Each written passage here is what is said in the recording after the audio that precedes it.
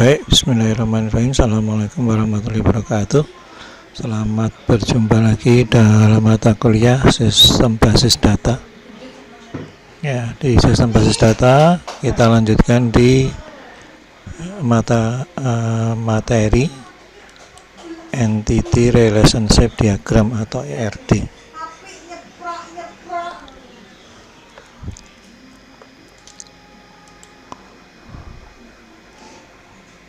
Jadi ERD ini digunakan sebagai perancangan basis data. Jadi salah satu alat untuk merancang basis data kita menggunakan Entity Relationship Diagram.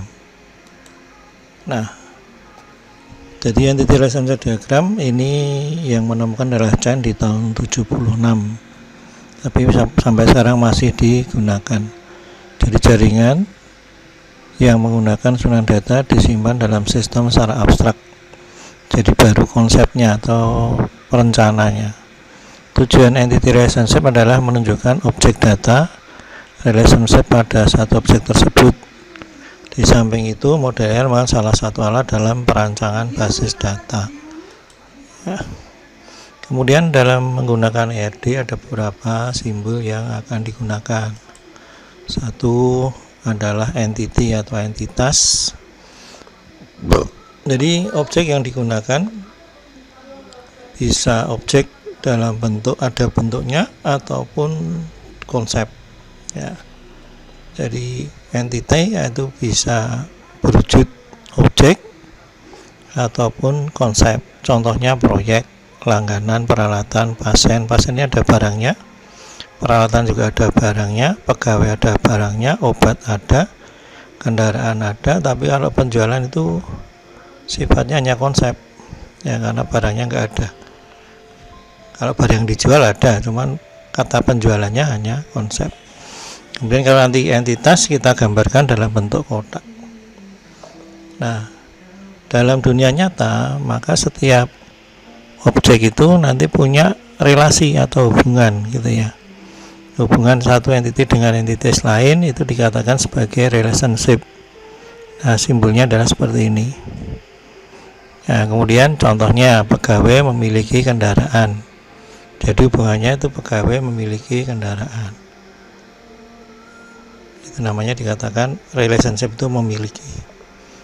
Kemudian atribut. Nah, atribut itu adalah karakteristik atau relationship menyediakan penjelasan detail tentang entity relationship. Kemudian jadi atribut itu penjelasan dari suatu entitas. Kemudian atribut K ditambahkan underline, artinya dia tidak boleh sama isinya. Jadi contohnya pegawai itu ada NIP, ada nama, ada alamat. Dari tiga atribut ini menjelaskan entitas pegawai. Jadi kalau satu pegawai itu pasti mempunyai NIP, nama, alamat. Tidak mungkin satu pegawai hanya punya NIP saja, tidak mungkin, pasti punya nama, punya alamat, dan seterusnya. Jadi kelengkapan atribut itu tergantung dari kebutuhan. Kemudian derajat relationship. Jadi nanti di ERD itu ada derajat relationship, ada unary itu hanya satu relasi, satu entitas, satu relasi. Manusia menikah, yang menikah dengan manusia. Jadi di sini tidak ada manusia lagi karena dalam satu penggambaran satu entitas hanya boleh digambar sekali. Jadi manusia hubungannya menikah dengan siapa? Ya dengan manusia. Ya, jadi intinya manusia itu punya derajat menikah, tapi ini jarang sekali digunakan. Yang kedua, binary derajat 2 itu dua buah entitas. Pegawai, kendaraan dihubungkan dengan memiliki. Memiliki itu merupakan relationship ini dua ini yang paling nanti banyak dijumpai, nanti penjelasan ada dua. Yang terakhir ada derajat 3 ya, derajat 3 atau 3 buah entity ya. Kita usahakan maksimal 3, tapi di bukunya siapa itu ada yang sampai berderajat 4, tapi kita usahakan sampai berderajat 3 saja maksimal ya. Pegawai, proyek, kota. Jadi pegawai itu bekerja di proyek atau pegawai bekerja di kota mana, proyek berada di kota mana. Bisa seperti itu ya. Kemudian yang penting lagi dalam menggambarkan kardinalitas adalah derajat kardinalitas. Ini yang paling penting karena nanti menentukan atribut G-nya kemana. Yang pertama itu kardinalitasnya adalah one to one, jadi satu-satu, one to many, satu banyak, many to one banyak ke satu, atau many to many banyak ke banyak. Jadi kalau satu-satu dari A ke B hubungannya satu-satu, one to many dari A ke B, dari A1 B-nya ke beberapa himpunan B. Many to one itu berarti beberapa yang ada di B terhubung dengan berarti yang di A terhubung dengan satu di B. Sedangkan kalau many to many bisa saling terkait antara A dan B dalam jumlah banyak. Nah, itu namanya derajat kardinalitas. Nah, ini one to one, pasien ditempatkan dalam satu kendaraan. Tidak mungkin pasien ditempatkan dengan beberapa kendaraan. Itu satu-satu. Pegawai bekerja di banyak proyek. Ya, karena pegawai itu kan kalau di dalam satu perusahaan konstruksi, proyeknya bisa macam-macam, bisa di proyek A, B, C gitu ya. Maka bisa dikatakan di banyak proyek. Kemudian many to one, banyak siswa, banyak mahasiswa atau siswa itu satu dosen wali. Jadi satu dosen wali itu bisa banyak siswa ataupun banyak siswa diajar oleh satu dosen, atau satu dosen mengajar banyak siswa. Jadi many to one sama one to many itu sama, cuman bedanya di posisinya saja. Kemudian many to many, nah ini kalau tinjau dari sini, satu pegawai banyak proyek, satu proyek itu bisa banyak pegawai, maka dikatakan sebagai many to many. Jadi kalau kita tinjau dari pegawai ke proyek, satu pegawai banyak proyek. Kalau kita tinjau dari proyek, satu proyek banyak pegawai, maka bisa many to many. Ya. Nah, kemudian nanti kalau Anda membuat langkah membuat ERD, identifikasi seluruh himpunan entitas terlibat. Dalam hal ini biasakan kita cermati dari entitas-entitas tunggal. Ya, jadi yang belum berrelasi atau belum terkait. Kemudian atribut G-nya, satu entitas itu pasti, kalau entitas tunggal itu pasti satu entitas memiliki atribut G. Kemudian identifikasi foreign key, kunci tamu. Kemudian derajat kardinalitas melengkapi atribut bukan kunci. Jadi derajat kardinalitas tadi one to many atau many to many. Nah, sebagai contoh, perguruan tinggi punya banyak siswa, banyak mahasiswa. Setiap mahasiswa tidak harus mengikuti satu mata kuliah, berarti satu mahasiswa bisa mengikuti banyak mata kuliah. Satu mata kuliah itu bisa diajarkan oleh banyak dosen.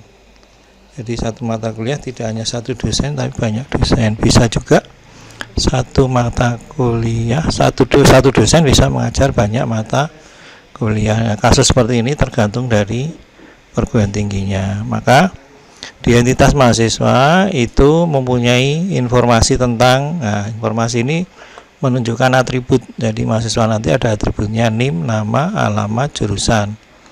Mata kuliah kode MK, nama MK, SKS, semester. Dosen, KD dosen, nama dosen. Nah, ini yang dikatakan sebagai atribut pelengkap yang menjelaskan satu buah entitas. Jadi entitas mahasiswa itu paling tidak pelengkapannya ada NIM, nama mahasiswa, dan seterusnya. Yang pertama kita lihat, berarti mata tunggalnya itu ada mahasiswa, mata kuliah, dosen. Yang kedua, atribut G-nya mahasiswa itu NIM. NIM tidak mungkin sama. Mata kuliah kode MK, dosen ada kode dosen. Kemudian, nah sekarang kita cari foreign key, jadi kunci tamu. Nah, di tengah ini relasi. Jadi ada kunci tamu, kalau bisa berelasi. Oh, yang berhubungan dengan ini kode MK, yang berhubungan dengan ini dengan di sini adalah NIM. Tapi ini belum menetapkan bahwasanya di sini muncul belum. Baru kita melakukan inisialisasi. mana yang dikatakan sebagai foreign key. Jadi tengah ini foreign key, ini masih atribut key. Kemudian yang berikutnya adalah derajat. Nah, tadi dikatakan mahasiswa tidak hanya menempuh satu mata kuliah, artinya mahasiswa itu bisa mempelajari banyak mata kuliah. Nah, satu mata kuliah bisa dipelajari banyak mahasiswa. Jadi di sini hubungannya many to many. Nah, karena many to many, maka wajib hukumnya di relasi itu akan muncul atribut key dari masing-masing entitas. Maka di sini ada NIM dan kode MK. Dosen dan mata kuliah. Nah, ini dosen mengajar banyak mata kuliah. Tadi kan sudah dikatakan seperti itu ya. Satu mata kuliah bisa diajar oleh banyak dosen. Seperti di AMIK kan seperti itu. Maka karena many to many, di tengah itu akan muncul atribut key dari masing-masing kunci. Atribut key dari masing-masing entitas gitu ya. Dari dosen ada kode dosen, dari mata kuliah ada kode MK. Nah, kemudian kita lengkapi dengan atribut bukan kunci. Karena ini mempelajari, maka hasilnya nilai. Karena diajarkan, maka hasilnya ruang waktu. Jadi ini menjelaskan tentang jadwal. Mungkin penjelasan mau lengkapi lagi dengan hari, boleh. Ya, jadi ada hari, ruang, waktu, kode MK. Itu misalkan mau dilengkapi dengan atribut bukan kunci. Ya, jadi atribut bukan kunci itu tinggal penjenengan mau menampilkan, menginformasikan tentang apa. Nah, itu dikatakan sebagai atribut bukan kunci.